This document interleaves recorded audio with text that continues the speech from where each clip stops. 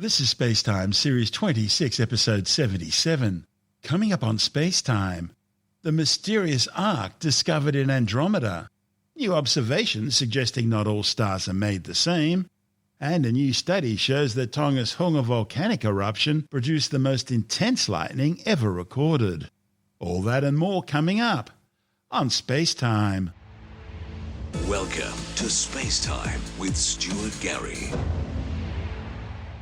Citizen scientist astronomers have discovered a mysterious arc that appears to be close to the M31 galaxy in Andromeda. The mystery observation, reported in research notes of the AAS, were detected in the light of doubly ionised oxygen, but doesn't seem to radiate at any other wavelength. Located just southwest of the Andromeda galaxy nucleus, the arc extends over 1.5 degrees across the sky. Professional astronomical surveys hadn't previously detected the arc because of its large angular size and extremely low surface brightness. Exactly what it is remains a mystery. Scientists don't even know if it's associated with the Andromeda galaxy.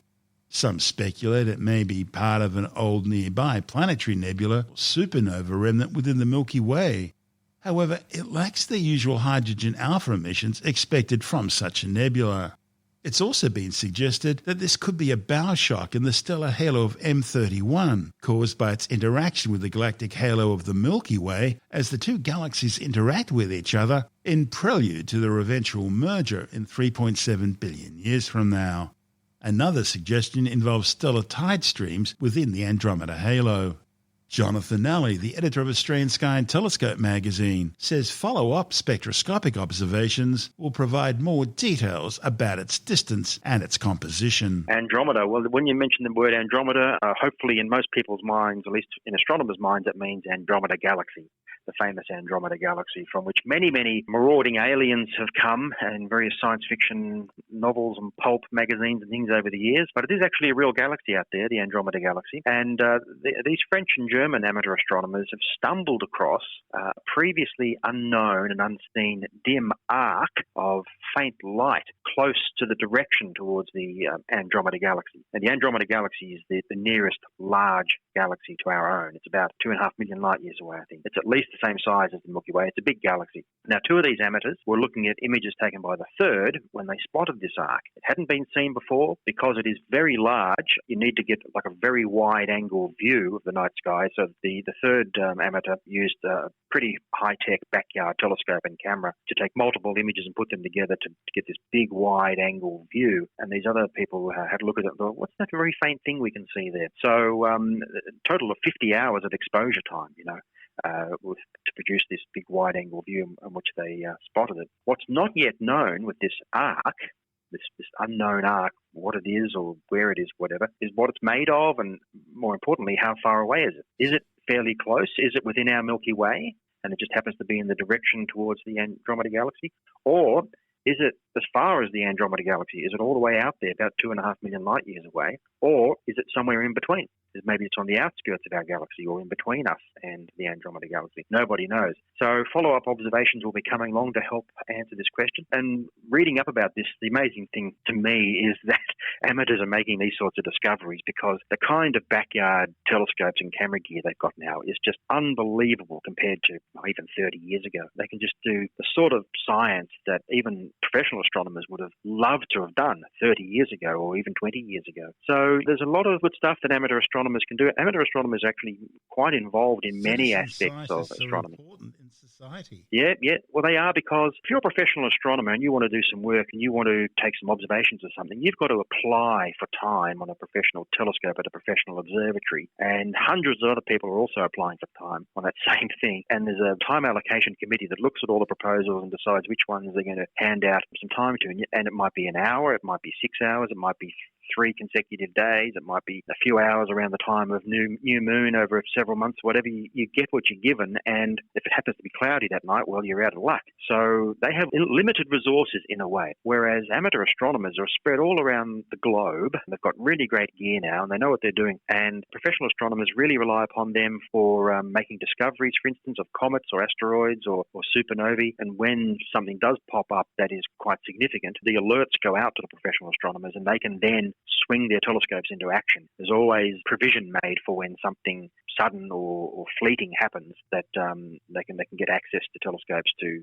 quickly get some data on whatever the amateurs have discovered. So citizen science in the sky sphere is really big stuff these days, and it's interesting because in the old days, I'm saying hundreds of years ago, or even maybe a couple of hundred years ago, or 150 years ago, the tradition was that you had what they called the gentleman astronomer. Of course, very few women were allowed to do astronomy back then, so you had the gentleman astronomer, often of independent private means, who would set up their own observatory, and they were in effect the professional astronomers of their day. They were doing the cutting, leading edge sort of work and discovery, exploring the night sky.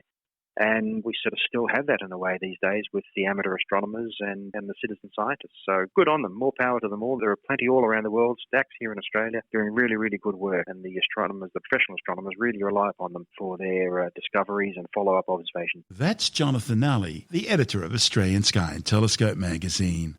And this is SpaceTime. Still to come, observations suggest that not all stars are made the same way. And Tonga's Hunga volcanic eruption appears to have produced the most intense lightning ever recorded. All that and more still to come on SpaceTime.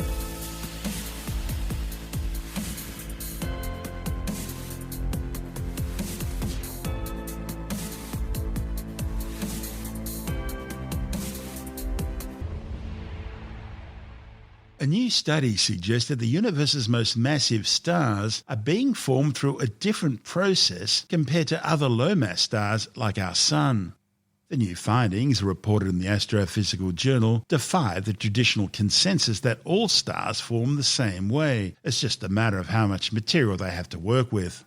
It suggests the formation of really high-mass stars is fundamentally different from the formation of low-mass stars like the Sun, and it's not just a case of scale. High-mass stars play an important role in the evolution of the universe because of the amount of heavy elements they release and the shock waves produced when these massive stars explode in supernovae at the end of their lives. Despite their importance, the way massive stars form remains poorly understood due to their rarity. Now, these new observations came about when astronomers noticed the difference while mapping 39 large interstellar molecular gas and dust clouds where high-mass stars were expected to form. The team were using ALMA, the Atacama Large Millimeter Submillimeter Array Radio Telescope in Chile, in order to peer deep inside these dense molecular clouds. The clouds they selected belong to a category known as infrared dark clouds. Infrared dark clouds are massive, cold and very dense with lots of gas and dust, and are thought to be the sites of massive star formation. The team focused on a bunch of clouds showing no signs of star formation in order to understand the beginnings of the formation process before the young stars actually ignite. In the 39 clouds they examined, the team found more than 800 stellar seeds, referred to as molecular cloud cores, which astronomers think will eventually evolve into stars. But of these, 99% lacked enough mass to become high-mass stars. That's assuming that high-mass stars evolve in the same way as their better understood low-mass counterparts do. The lack of high-mass stellar embryos suggests that the formation mechanism for high-mass stars must somehow be different from low-mass stars. The study's authors then went on to measure the distribution of cores. In stellar clusters, high-mass stars are grouped together, while low-mass stars are more widely distributed. However, the new observations revealed that the locations of high-mass cores exhibited no preference compared to the position of low-mass cores. On the other hand, denser cores tended to be locally concentrated. This suggests that denser cores rather than more massive cores may be the progenitors of high-mass stars, and that the denser cores may grow more efficiently than less dense ones, resulting in the creation of larger stars. This is SpaceTime. Still to come, a new study has found that Tonga's Hunga volcanic eruption produced the most intense lightning ever found on Earth. And later in the science report, discovery of a new ankylosaur dinosaur species on the Isle of Wight. All that and more still to come on SpaceTime.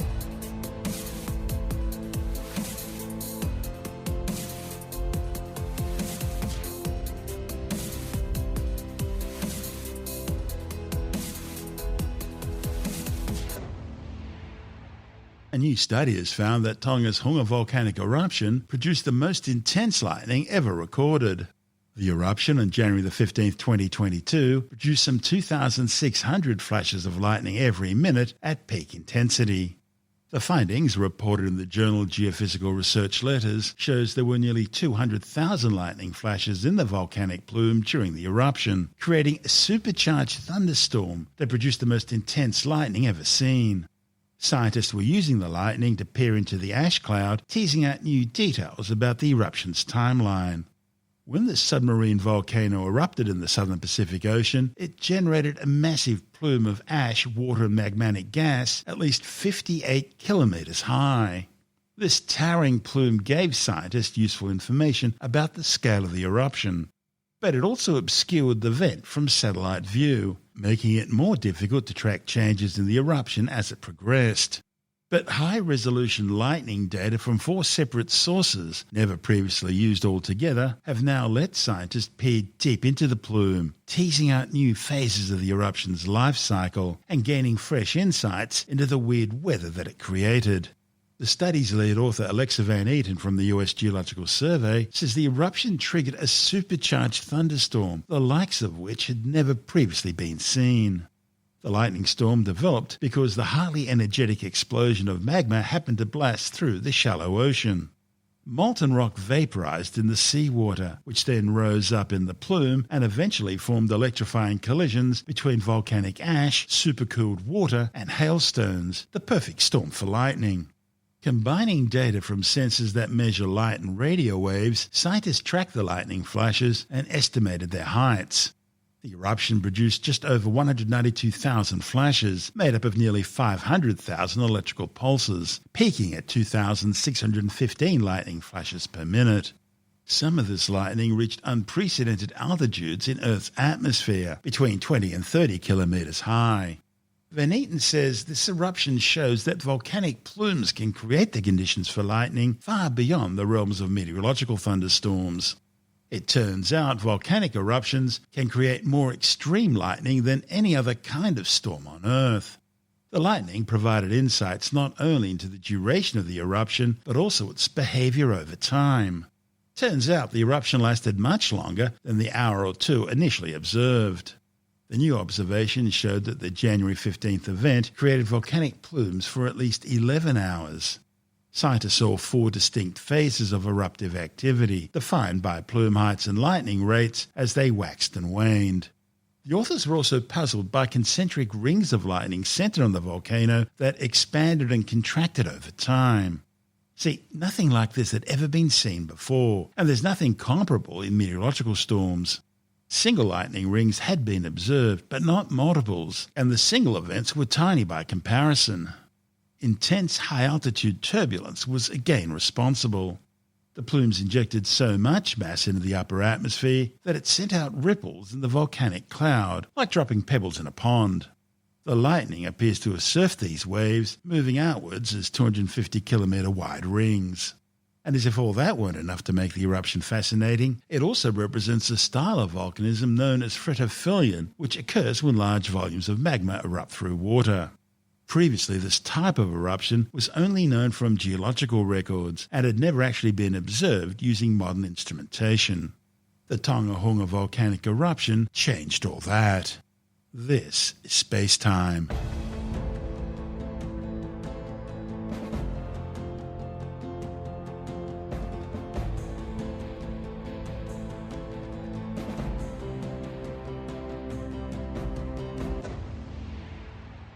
And time now to take another brief look at some of the other stories making news in science this week with the Science Report. A new study analysing data from the landmark aspirin trial has found that prolonged daily use of aspirin increases the risk of anaemia by about 20% in people mostly aged 70 and over. The results, reported in the journal Annals of Internal Medicine, have prompted researchers to suggest that regular monitoring for anemia be considered for older adults who take low-dose aspirin. The authors suggest that if older adults have concern about their health or their medication, they should discuss it with their family doctor. A new species of frog has just been identified in New South Wales, but concerningly, scientists say its disappearing distribution warrants its listing as endangered. A report in the journal Zootaxia says the newly discovered species, Myxophalis australis, is a cousin of the existing species Myxophalis balbus, the stuttering frog. The two species have a strikingly similar appearance and very similar mating calls, likened to a stutter. But genome testing revealed that the two frogs are from different species. A new ankylosaur dinosaur has been described on the Isle of Wight. Wectopelta barretti was discovered in the Wessex Formation and represents the first armoured dinosaur from this area to be discovered in 142 years. A report of the Journal of Systematic Paleontology describes the find as important because it sheds new light on ankylosaur diversity in the Wessex Formation and early Cretaceous England. The 10-metre-long herbivore is estimated to have weighed around 9 to 10 tonnes. The fossilised remains show differences in the neck and back vertebrae, a very different structure to the pelvis and more blade-like spiked armour than other ankylosaurs discovered on the island. Barretti is most closely related to Chinese ankylosaurs, suggesting these dinosaurs were able to move between Asia and Europe during the early Cretaceous. At that time, the Isle of Wight would have had a climate similar to that of the Mediterranean, and it was a floodplain covered with large meandering river systems. Floods would have then washed organic material such as plants, logs and even dinosaur bodies together, and as the waters receded, this organic matter would have been isolated in ponds on the floodplain that eventually dried out, and they were then buried in the clay soil, preserving the organic material as fossils. Google has finally released the new 2023 Pixar tablet powered by the company's Tensor G2 chip. It functions as a photo album, a home controller, a smart assistant, and an entertainment device. With all the details, we're joined by technology editor Alex Zaharov-Reut from TechAdvice.life. It's the Google Pixel tablet, so it's their first tablet in a while. They have had some tablets in the past, but this is their latest tablet, and it's using a trick that most people aren't aware of or haven't seen before. There actually are some tablets that have done this, but they're not mainstream in the same way that the Google Pixel tablet is, and that's by having a base that acts as the speaker. So you dock your tablet onto this base. It then looks a bit like an Amazon Echo or Google Nest device. So it's got the smart screen that can display large images of the time and your photos and other snackable information that you can just glance at. But you can then just pull the tablet off its base, and the base is obviously plugged into power. But you can pull the tablet off its base, and it's then an Android tablet. So it's like a giant Pixel smartphone, for example, with an 11-inch screen. And Google has made a lot of efforts to make a lot of apps be tablet-specific. So you can carry this around and use it as a tablet. It is compatible with a stylus, although Google doesn't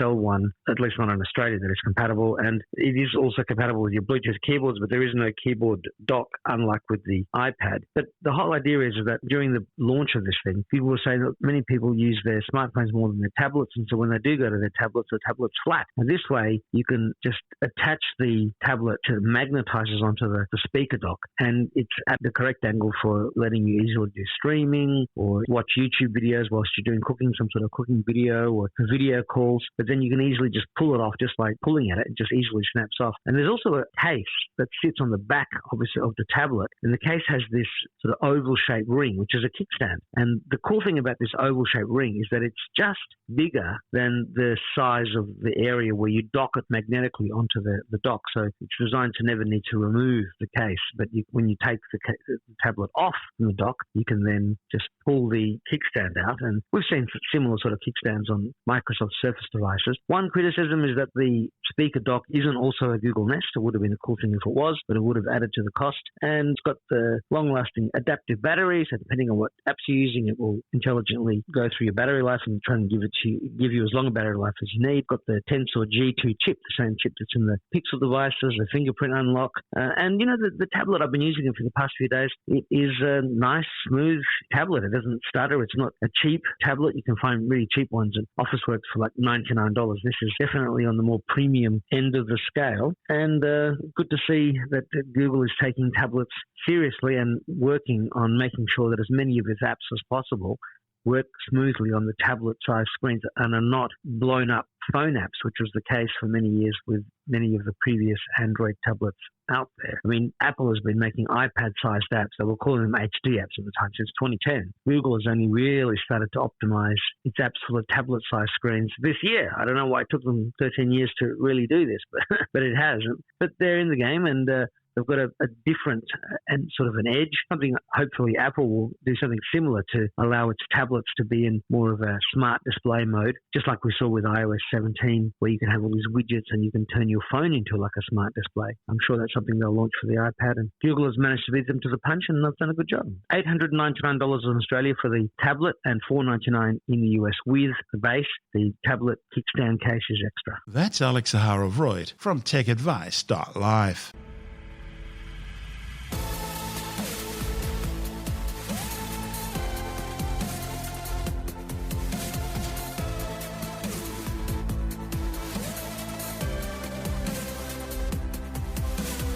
And that's the show for now.